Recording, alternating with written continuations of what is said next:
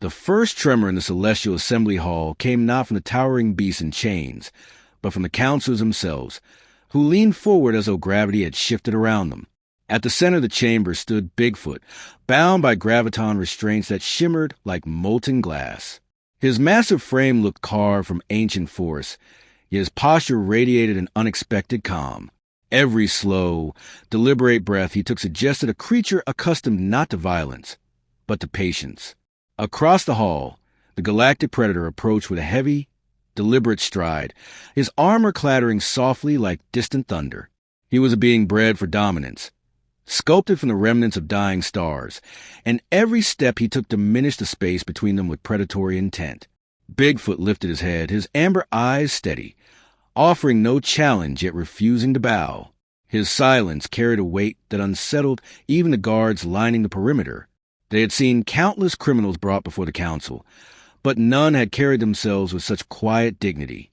The predator paused only a few feet away, his crimson gaze scanning Bigfoot from head to toe as though selecting a point to strike. There was no hatred in his eyes, merely a cold certainty that he was a superior force in the room. The counselors watched with anticipation, convinced the demonstration about to unfold would justify their fears and confirm his guilt. The council chair gestured sharply, crystalline fingers shimmering under the hall's pale lights. "Proceed," they commanded, their voice echoing with brittle confidence. The predator obeyed without hesitation. He lifted his arm with a swift, casual motion, as if the action required no thought at all, and his open palm crashed across Bigfoot's face. The slap resounded like a violent gust tearing through a silent forest. The impact rippled through the hall, rattling suspended lanterns and sending a visible shockwave across the marble floor.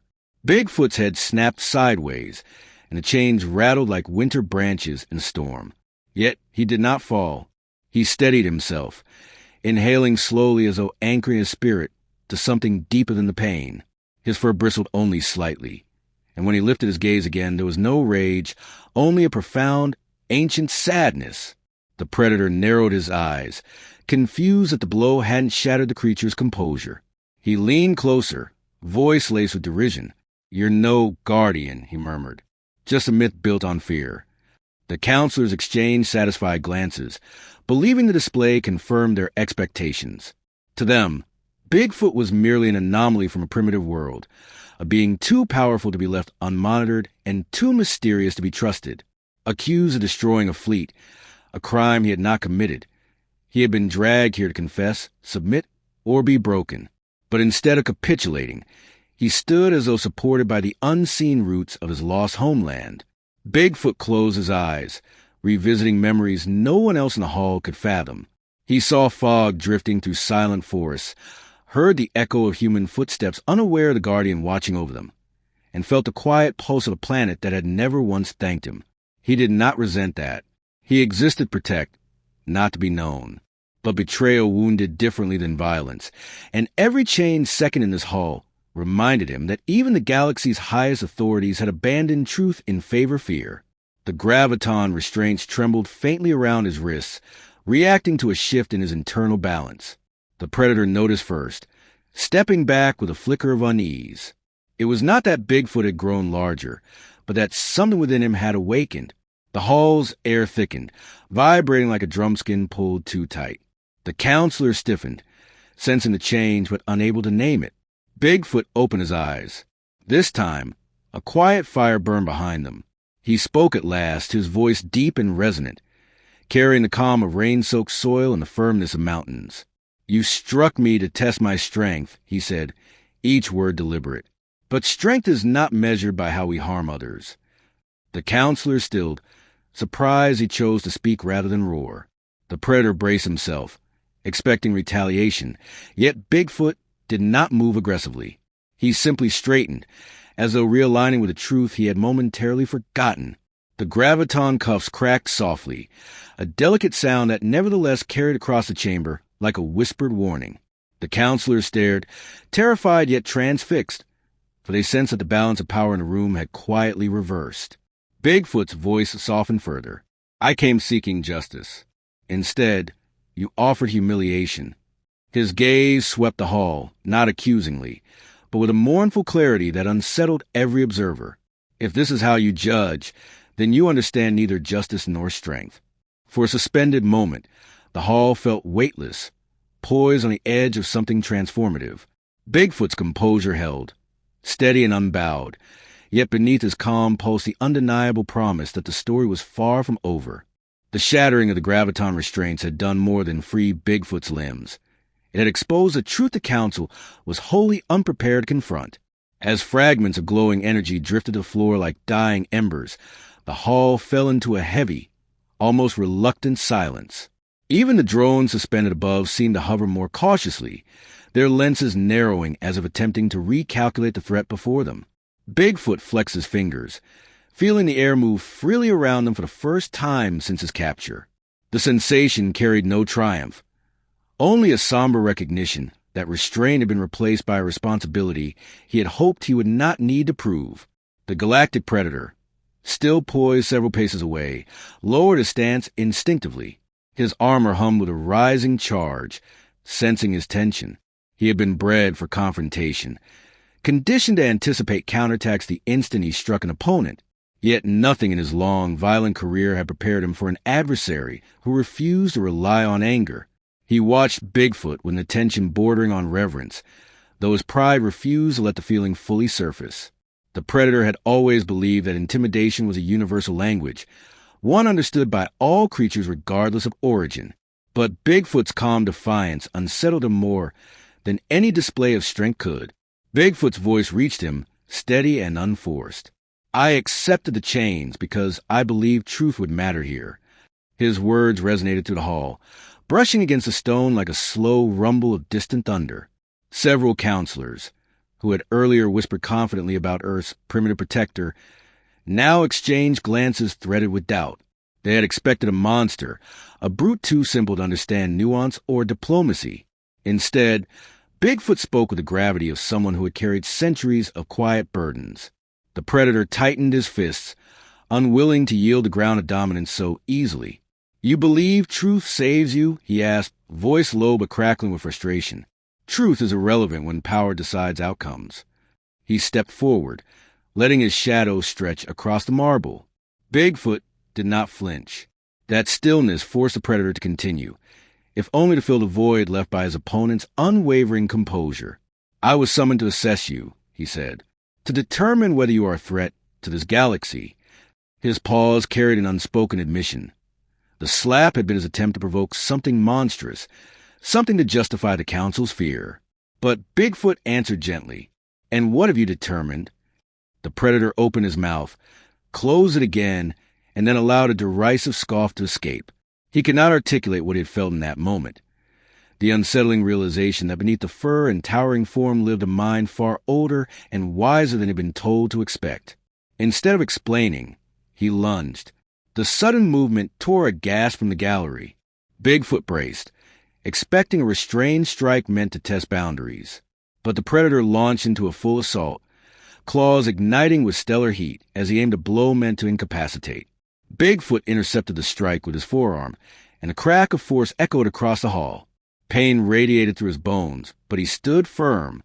His muscles coiled, grounding him like a rooted tree, weathering a violent storm. "You misunderstand me," Bigfoot said softly, even as their locked limbs trembled with pressure. "I am not your enemy." He pushed the predator back with measured force that sent the armored warrior sliding several feet. The predator regained balance quickly, eyes widening with a mixture of awe and irritation.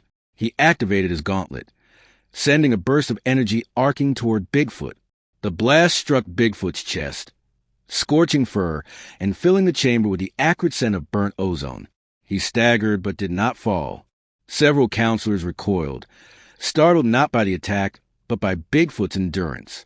For the first time, uncertainty fractured their previous certainty. Bigfoot straightened, wiping a singed patch of fur without anger. His gaze drifted to the council members, acknowledging them not as oppressors, but as frightened beings making decisions from the shadows of misinformation.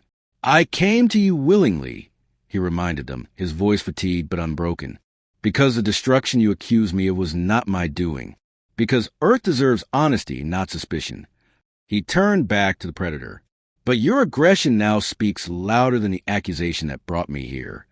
The predator bristled, torn between duty and the creeping recognition that something in this confrontation was fundamentally misaligned. My aggression is necessary, he snapped. You are capable of devastation. So are you, Bigfoot replied. Yet I choose not to judge you by your strength alone. The words hit harder than any physical strike. The predator hesitated, his stance faltering for the first time. Bigfoot stepped closer, bridging the distance with deliberate calm. If you seek to test me further, I will defend myself. But if you seek truth, then stop fighting shadows cast by fear. The hall held its breath. A faint tremor ran through the predator's armor as he lowered his arms slightly, uncertain whether to prepare for attack or reevaluate the very foundation of his orders. Bigfoot waited without pressure, offering the rare, quiet strength of someone willing to be understood. It was in that fragile, suspended moment that the council finally sensed a shift. The conflict no longer stemmed from accusations of destruction, but from the revelation that their assumptions were unraveling faster than they could defend them. And though the predator had not yet spoken his decision, the tremor in his resolve signaled that the next move could reshape everything. The moment hung suspended between them, charged with an unspoken possibility that neither fully understood. The galactic predator's clenched fists shook with indecision, caught between the doctrine he had been forged to uphold and the unsettling truth reflected in Bigfoot's calm eyes. The council watched with anxious rigidity, uncertain whether their enforcer would escalate the conflict or step back from a confrontation he was no longer sure he could control. Yet hesitation, even fleeting, was dangerous. One counselor triggered a distress command, their fear blossoming into impulsive action. A pulse of containment energy erupted from the walls, streaking toward Bigfoot in a shimmering net designed to immobilize titanic creatures. Bigfoot pivoted sharply as the net reached him, the air vibrating with its lethal hum. He raised his arms instinctively, allowing the energy to envelop him rather than strike the council or the predator. The force pressed against his chest and limbs with crushing intensity. For a moment, his knees bent beneath the weight, and his breath escaped in a single strained exhale. The predator's eyes widened at the sight, torn between duty and an instinct to intervene. He recognized the containment field. It was intended for creatures far more violent than the guardian standing in its center. Still, Bigfoot did not retaliate. He held his position with disciplined restraint, absorbing the energy rather than redirecting it toward those who had unleashed it. Stop the field, the predator barked, his voice jagged with urgency. His command startled the counselors, who had not expected their own champion to defy them. The one who activated the net fumbled, hesitating as though unsure whether obeying him constituted treason. Bigfoot's legs trembled, not from fear, but from the immense pressure bearing down upon him. The predator growled, launching himself toward the controlled dais. His armored fist slammed into the panel, shattering the crystal interface and extinguishing the net instantly. Bigfoot stumbled free, smoke rising from his scorched fur. The council erupted in outrage. You destroyed council property, one shrieked. You obstructed an authorized containment protocol, another screeched, pointing an accusatory finger at the predator. But he ignored them, stepping toward Bigfoot with an expression sharply divided between defiance and realization. Bigfoot steadied himself, offering a faint nod of acknowledgement. He understood the conflict tearing to the predator's core, duty clashing with conscience, violence clashing with reason. You could have fought back, the predator murmured, his voice lower than before. You could have shattered that net, struck us all down, and walked free. Bigfoot's breath came slow and controlled, each inhale stitched with a faint tremor of lingering pain. Power, he answered, is not defined by what we can destroy, but by what we choose to preserve. Before the predator could respond, the council chair stepped forward, crystalline body pulsing with indignation. This creature manipulates you, they insisted, directing their words at the predator. You are allowing sentiment to cloud your judgment. This is precisely how dangerous beings deceive their captors. Their tones slithered with fear-disguised authority, yet cracks in their certainty were beginning to show. The predator turned his head slightly, narrowing his gaze. I have witnessed deception, he replied, and it does not look like this. Bigfoot exhaled deeply, sensing the moment's volatility. "I do not want discord," he said, turning toward the council. "I want only the chance to speak truth. The fleet you believe I destroyed was attacked by those who seek to divide this galaxy. They aim to frame Earth's guardian because Earth is vulnerable and its protector stands alone." His words struck the hall like a measured blow.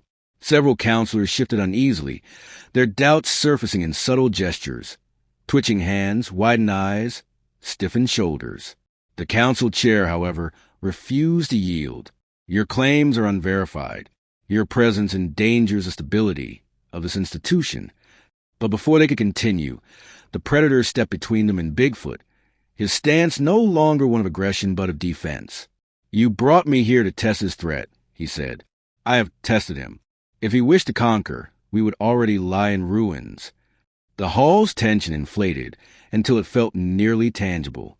Bigfoot observed the scene quietly, understanding that brute strength alone would not dismantle the council's suspicion. Words had to carry as much weight as the power he kept restrained.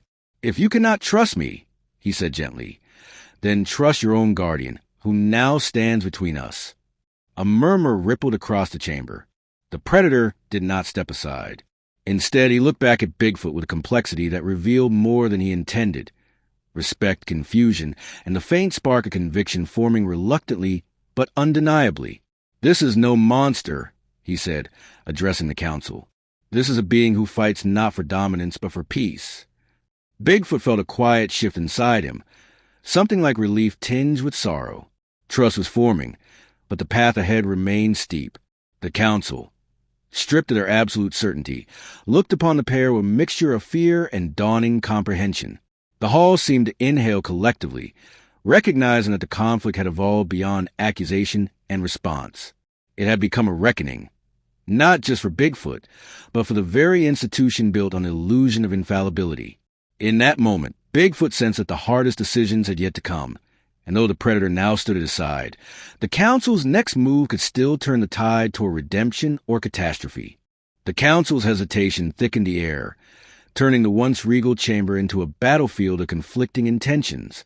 Bigfoot stood tall, bearing the remnants of the containment net, like a survivor emerging from a storm, while the galactic predator held his place between the guardian and the trembling counselors.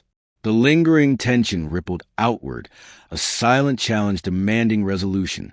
The council chair attempted to reclaim authority, though their crystalline voice wavered with uncertainty. "Your defiance jeopardizes everything this governing body stands for," they warned, their translucent hands tightening at their sides. The predator didn't flinch. The words, once absolute commands, now felt brittle against the gravity of what had unfolded. Bigfoot took a step forward, slow and deliberate, allowing the scrape of his claws against stone to punctuate the moment. "I am not here to dismantle your authority," he said, his tone steady.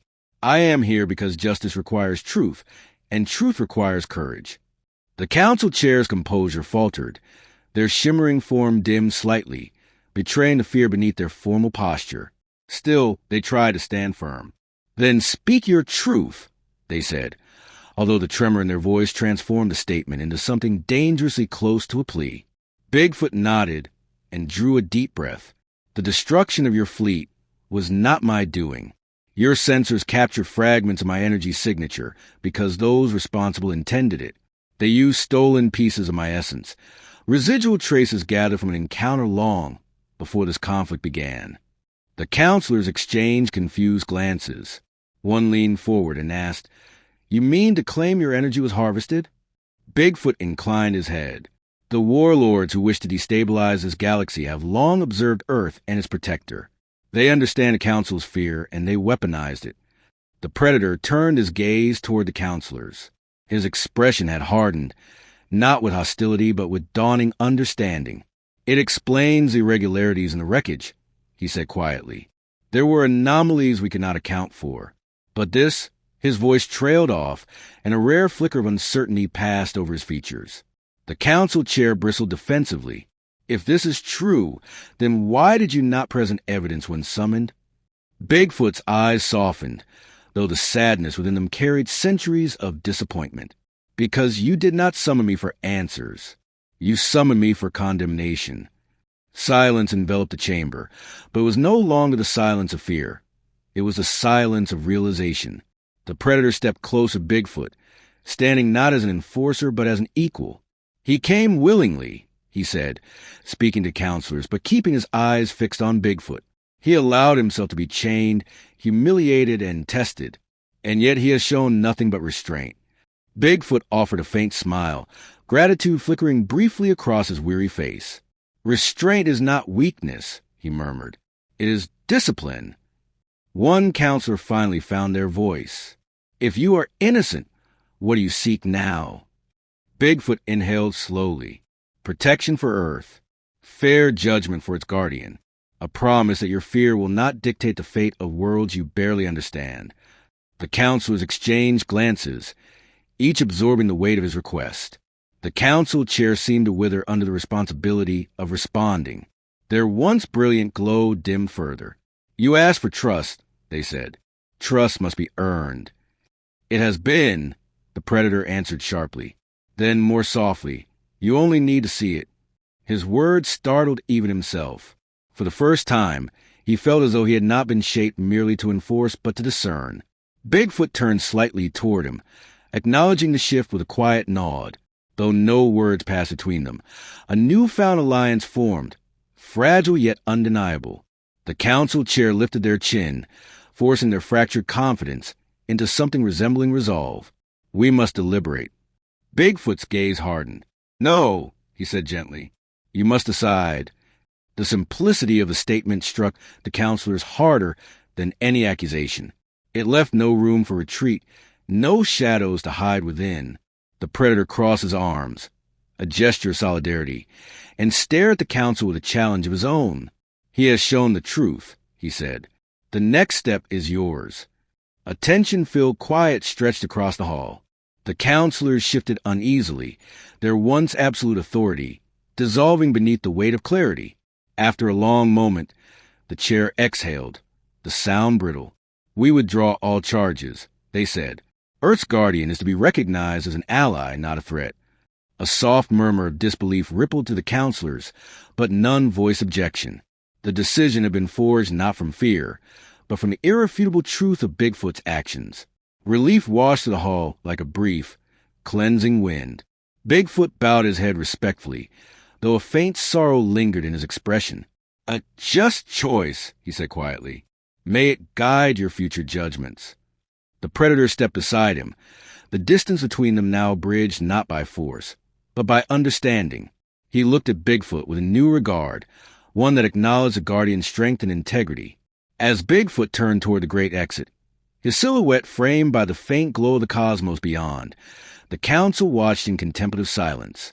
The predator walked a few steps after him, then paused, uncertain whether he should follow. Bigfoot looked back, meeting his stare with a calm acceptance that carried unspoken invitation.